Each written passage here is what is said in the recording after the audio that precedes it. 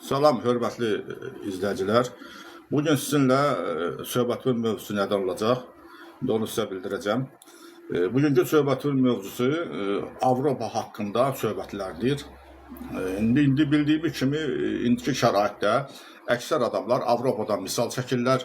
Bizdə nəsə bir şey baş verəndə deyirlər Avropada bu daha yaxşıdır, Avropada başqa cürdür və s. və ilaxır. Bu adi bir normal hala keçib.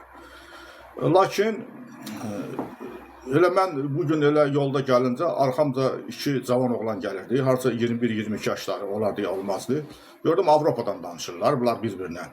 Ki Avropada oğurluq yoxdur, Avropada qapılar açıq qalır, heç kim kimin evinə girmir, qanunlar əməl olunur, orada düzlük var, nə bilim bir-birinin hüquqlarına hörmət edirlər və adət-ənənələr belə müsbət mənadadır. Belə söhbətlər edirdilər.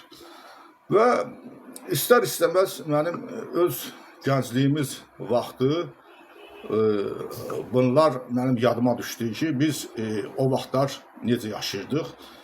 Və bizim gəncliyimiz dövrü, onlarla mən eyni yaşda olduğum vaxt SSR dövrünə təsadüf edirdi. SSR'nin hakimiyyəti altında yaşayırdıq və o vaxt Avropa ilə bizim aramızda dəmir pərdə deyilən bir pərdə var idi. Bu dəmir pərdə nə deməkdir?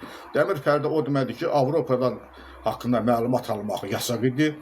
Avropa haqqında yalnız pis məlumatlar yayılırdı. Avropa ölkələr haqqında müsbət bir şey söyləyə bilməzdin. Avropadan sən istinad edib nümunə götürə bilməzdin. Bunlar SSR-də qadağan olunmuşdu və bu bir növ təbliğat vasitəsi idi. Bu cür təbliğ olunurdu, belə idi. Lakin SSR dağılandan sonra məlum oldu ki, Avropada heç də hər şey pis deyilmiş və orada bir çox məsələlərdə də hətta bizdən olduqca üstün vəziyyətdədirlər və orada insan hüquqları daha yaxşı qorunur, insanlar daha yaxşı yaşayır və orada hər şey daha yaxşıdır, daha gözəldir və s. İndi bu gənclərə baxarkən, onlar ki, Avropadan danışırlar, mən bu çıxışımda nə demək istəyirdim? Bununla mən onlara çatdırmaq istəyirdim ki, əgər bunu izləsələr ya hardansa mənim çıxışımı izləsələr, bunun